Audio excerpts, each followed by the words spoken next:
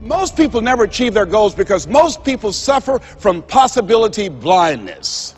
They look around trying to think about the things that they don't have. Robert Roots, a young man who wrote a book about success principles of the Three Little Pigs, he said, it's not what you don't have, it's what you think you need that keeps you from being successful or happy in life.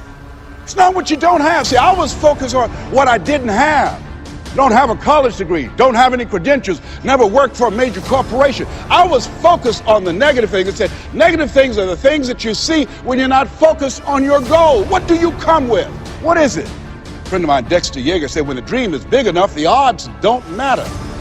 I'm reminded of a great man. When I was reading Time magazine talking about some of the great minds of the last century, they didn't mention his name, Dr. Howard Thurman, one of the mentors of Dr. Martin Luther King Jr., also an advisor to Mahatma Gandhi and Albert Schweitzer. And he said, the ideal situation for a man or woman to die is to have family members standing around their bed praying with them as they cross over.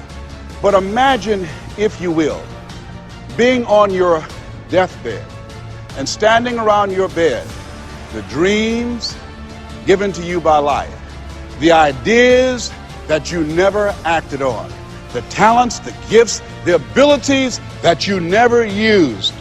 And there they are, standing around your bed, looking at you with large, angry eyes, saying, we came to you, and only you could have given us life. And now we must die with you forever. And the question is, if you died this very moment, what will die with you? What dreams? What ideas, what talents, what leadership potential, what greatness that you showed up to bring, that you allowed fear or procrastination to hold you back. Perhaps that's why Henry David Thoreau wrote the words, oh God, to reach the point of death, only to realize that you've never lived, only to realize that you've never scraped the surface of your potential. When you don't have a true appreciation and acceptance for who you are, and you allow yourself to be immobilized by fear, what happens in the process is that you begin to abuse yourself. You begin to sabotage your life, you begin to sabotage your dreams, you begin to unconsciously work against yourself. You become your own worst enemy. So what do you do about that?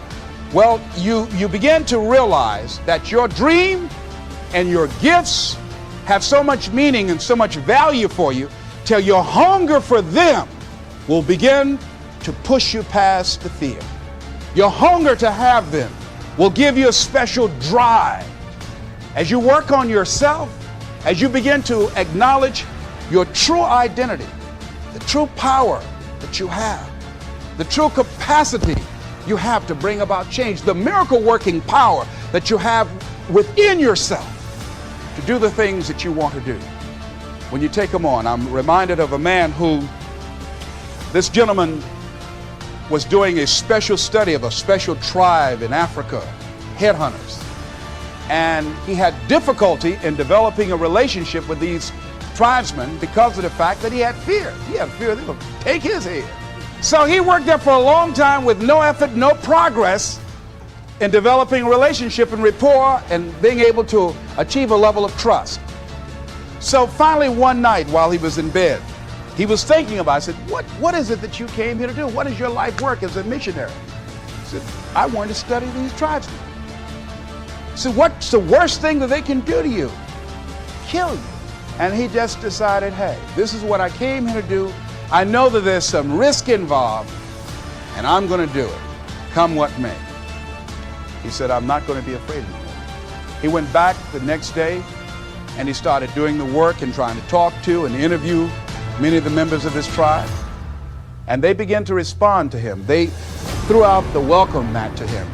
And years later, when people came to see what his progress was, they asked him, how were you able to do this? How did you convert the relationship from being hostile to that of being positive? And he said something I think has value for all of us. He said, when life can no longer threaten you with death, so what else is there?